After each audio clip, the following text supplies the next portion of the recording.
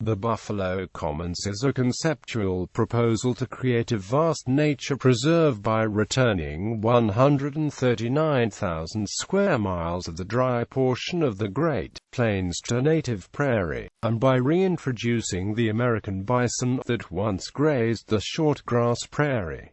The proposal would affect 10 states: Montana, Wyoming, Colorado, Oklahoma, New Mexico, Texas, North Dakota, South Dakota, Nebraska, and Kansas. History. The proposal originated with Frank J. Popper and Deborah Popper, who argued in a 1987 essay that the current use of the drier parts of the plains is not sustainable. The authors viewed the historic European-American settlement of the Plains states as hampered by lack of understanding of the ecology and an example of the tragedy of the commons.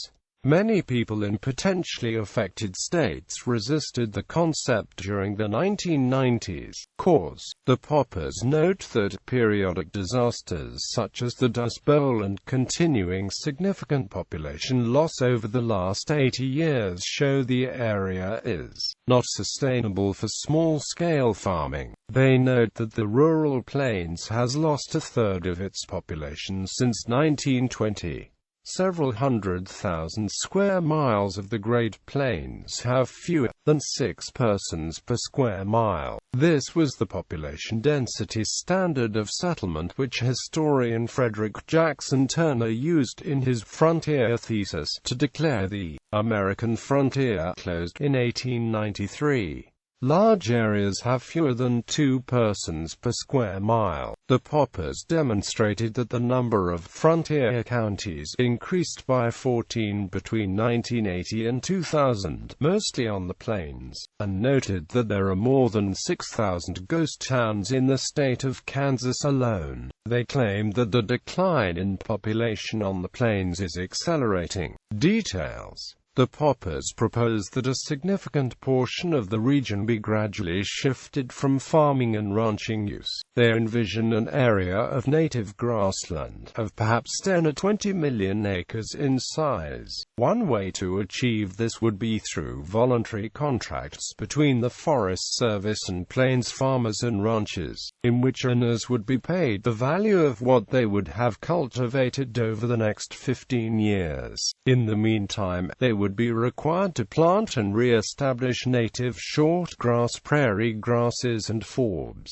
according to a Forest Service-approved program. At the end of the period, the Forest Service would purchase the holdings, while granting owners a 40-acre homestead. Since their initial article in 1987, the Poppers have acknowledged that many other parties have very important roles to play. They do not see the federal government as central as they first did. Outcomes. The proposal attracted some public attention, particularly since several Plains states and Native Americans on the reservations had already started reintroduction of bison. Many Plains residents intensely criticized the concept, especially in the first years. They point out that much of rural flight is due to mechanization of agriculture, where fewer people are needed to produce the same amount of agriculture output, not because farms are failing. Proponents answer that the criticism is based on a misunderstood assumption that the plan would be coercive rather than voluntary.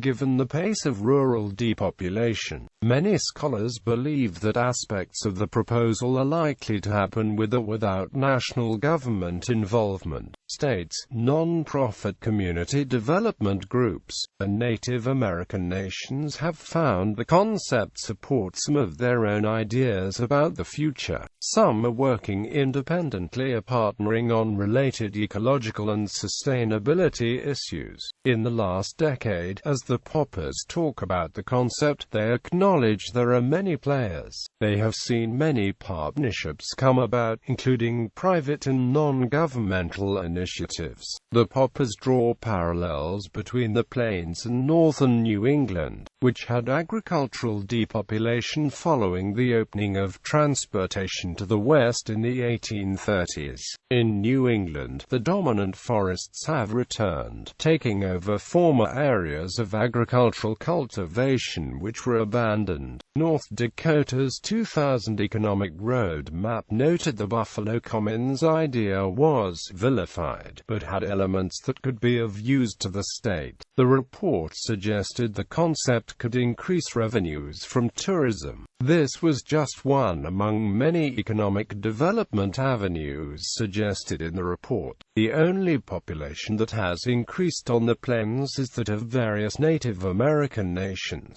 Some of these have started to raise bison, in part for tourism and ecological value, as well as its primary place in the traditional cultures. In 1992, Native American tribes started the Intertribal Bison Cooperative. The consortium now includes 57 Native American governments in 19 states. It trains Indian buffalo producers and tribal land managers, and takes other steps to reinvigorate buffalo's historically central place in their cultures. The buffalo count on Indian land has at least tripled since 1992. As of 2009, the tribes collectively managed 15,000 bison. Non-profits and private owners have also been raising bison. By 2001, the number of bison on the plains had increased to a total of 300,000. As of 2009, the High Plains population continued to decline, local economies continued to shrink, and the region's major water resource, the Ogallala Aquifer, had shrunk more quickly than had been expected.